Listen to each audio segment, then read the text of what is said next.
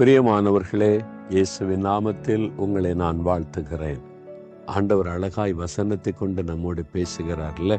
பாருங்களேன், எரேமியா 5ஆம் அதிகாரம் 25ஆம் வசனத்துல ஆண்டவர் சொல்றாரு, உங்கள் பாவங்கள் உங்களுக்கு நன்மையை வர ஒட்டாதிருக்கிறது. ஆண்டவர் ரெட்டிப்பான நன்மையை தருவேன்னு சொன்னாரு, 2 மடங்கு ஆசீர்வதிப்பேன்னு சொன்னாரு. அப்போ வாக்கெல்லாம் கொடுத்தாரு, ஒன்றும் நடக்கலையே, எல்லாம் தடப்பட்டு போகுதே அப்படின்னு நினைக்கிறீங்களா? ஆண்டவர் நன்மை ஆயத்தமா இருக்கிறார். ரெட்டிப்பான நன்மை கொடுக்க ஆயத்தமா இருக்கிறார். உங்களுக்கு நன்மையானதை கொடுத்த மகிழ பண்ண அவர் விரும்புகிறார். ஆனா உங்கள் பாவங்கள் தடையாயிருக்கிறது. ஏதோ ஒரு பாவமா இருக்கலாம். இது என்ன சின்ன காரியம் தானே அப்படின்னு நினைக்கலாம். பெரிய பாவம் சின்ன பாவம் எல்லாம் ஆண்டோடைய பார்வையில கிடையாது. ஒரு சின்ன காரியம் கூட நமக்கு வரக்கூடிய நன்மையை தடுத்து விடும். அப்போ ஆண்டவர்கிட்ட உங்களை ஒப்பு கொடுத்த, ஆண்டவரே, ஏன் எனக்கு இந்த நன்மை நடக்க மாட்டேங்குது? ஏன் இந்த வாக்குத்தத்தை நிறைவேற தாமதமாகிறது? என்கிட்ட ஏதாவது குறை இருக்குதா? அவன் துக்கப்படுத்துகிற மாதிரி நான் ஏதாவது செய்கிறேனா? ஏதாவது பாவம் இருக்குதான்னு இருதயத்தை நம்ம ஆராய்ந்து பார்க்கும்போது ஆவியானவர் வெளிப்படுத்துவார்.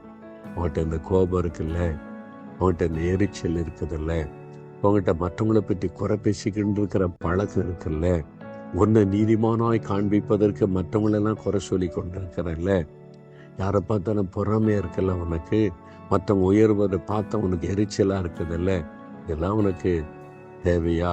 இந்த பாவெல்லாம் உனக்குள்ள இருந்தா நான் பரிசுத்தமுள்ள தேவன் எப்படி உன் கூட நடக்க முடியும், எப்படி உன்னை ஆசீர்வதிக்க முடியும்னு ஆண்டவர் சொல்லுவார்ல.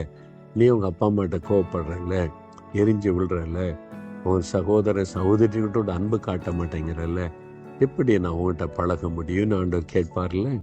அப்போ ஆண்டவரே, என்கிட்ட உள்ள இந்த பாவங்களை மன்னிச்சிருங்க, பாவ சுபாவத்தை மாத்திருங்க, என் நன்மை அதனால தான் தடைப்படுது, என்னை ஒப்பு கொடுக்கிறேன், நான் எப்பவும் பரிசுத்தமா இருக்கணும், நீர் விரும்புகிறபடி என் வாழ்க்கை இருக்கணும், என் வாழ்க்கையில நீங்க வாக்கு கொடுத்தபடி நன்மையானவர்களை தாங்க, 2 மடங்கா தாங்கன்னு கேட்குறீங்களா?